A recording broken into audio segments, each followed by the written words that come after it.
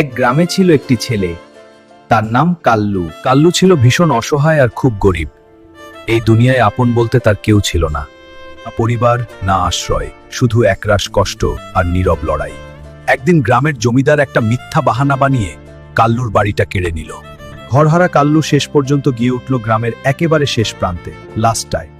রাতের বেলা খোলা আকাশের নিচে শুয়ে সে ভাবত, আমার জীবন কি এভাবেই শেষ হয়ে যাবে? ঠিক তখনই হঠাৎ একদিন গ্রামে ছড়িয়ে পড়ল এক বড় খবর। এই খবর কাল্লুর বুকের ভেতর আগুন জ্বালিয়ে দিল। সে সিদ্ধান্ত নিল, হোক না শেষ চেষ্টা, তবুও আমি লড়বো। খেলাদিনে কাল্লু যখন মাঠে ঢুকলো, তার চেরা জামা আর দুর্বল শরীর দেখে চারপাশের মানুষ হাসাহাসি করতে লাগলো।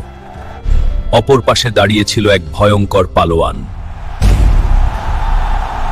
খেলা শুরু হতেই পালোয়ান কাল্লুর ওপর ঝাঁপিয়ে পড়ল। একটার পর একটা আঘাতে কাল্লু মাটিতে লুটিয়ে পড়ল। না, আমি হারতে পারি না, আমাকে আমার ভাগ্যটা ফিরে পেতেই হবে। বন্ধুরা, আমাকে শক্তি দাও, লাইক আর সাবস্ক্রাইব করে আমার পাশে দাঁড়াও। তোমরা লাইক দিয়েছো বলে হঠাৎ করে কাল্লুর শরীরে অজানা এক শক্তি এসে পড়ল। সেই এক ঘষিতেই পালোয়ান মাটিতে লুটিয়ে পড়ল। বিজয়ী কাল্লু। এ ছেলেটাকে সবাই হাসছিল, আজ সেই কাল্লুই হয়ে উঠল সবার অনুপ্রেরণা। গরিব হওয়া হার নয়, হাল ছেড়ে দেওয়াই আসল হার।